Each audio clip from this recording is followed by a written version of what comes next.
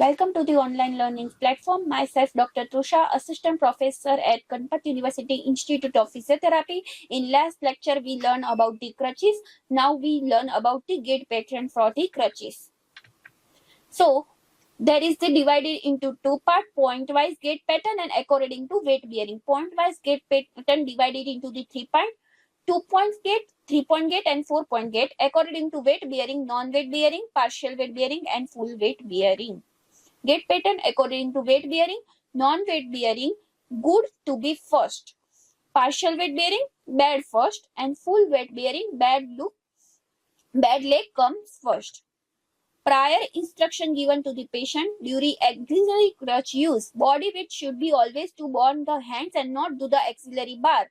This will prevent pressure on the vascular and nervous structure located in the axillary lesion. Balance will be optimal by the always maintaining a wide tripod base of support.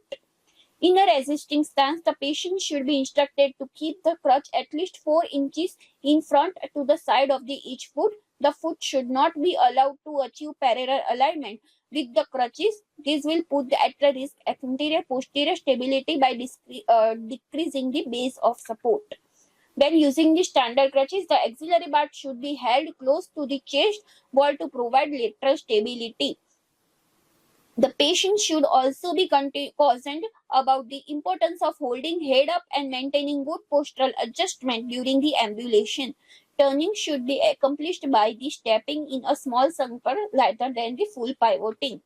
So we move to the non-weight bearing gait. Patient stand with the triangular base. The affected side leg never carries the weight in the non-weight bearing weight.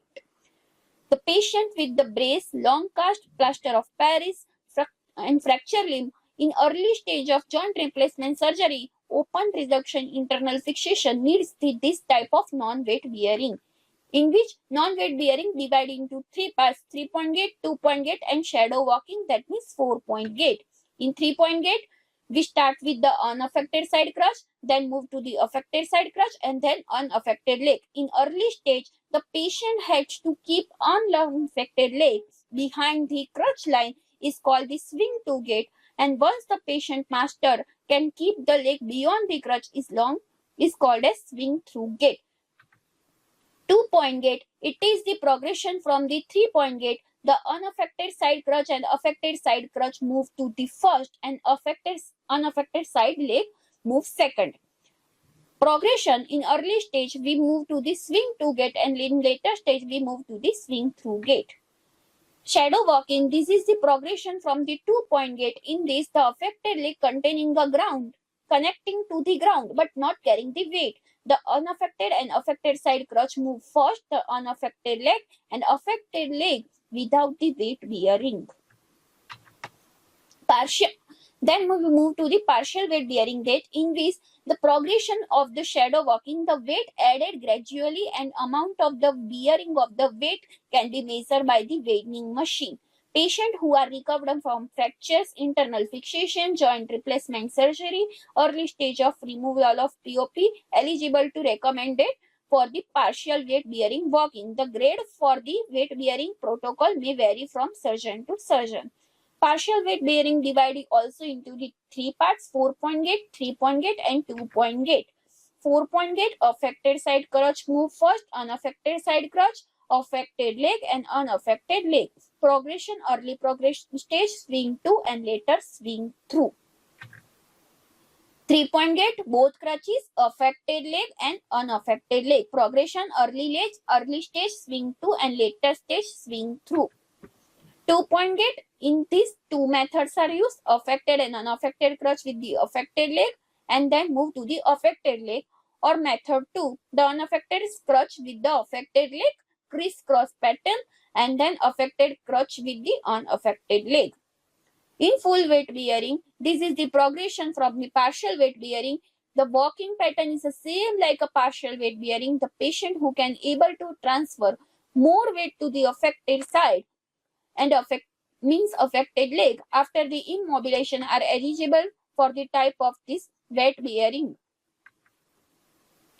We move to the stair climbing rules. Good to the heaven means during the stair climbing, the good leg, unaffected leg move first. leg placed first while climbing up, crutch placed while climbing down. Climbing up, non-weight bearing, full weight bearing and partial weight bearing. In non-weight bearing, 3-point, unaffected leg, affected crutch and unaffected crutch. In 2-point, unaffected leg and unaffected crutch.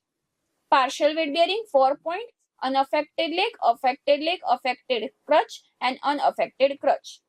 3-point, unaffected side leg and unaffected and affected crutch. In full weight bearing is also like a partial weight bearing. In climbing down, the non-weight bearing, partial weight bearing and full weight bearing. So in non-weight bearing, 3-point, affected side crutch, unaffected side crutch and affected side leg. In 2-point, unaffected and affected side crutch and unaffected leg. Partial weight bearing, 4-point, affected side crutch, unaffected side crutch, affected leg and unaffected leg. 3-point, unaffected and affected side crutch, affected leg and unaffected leg. Full weight bearing is same as a partial weight bearing.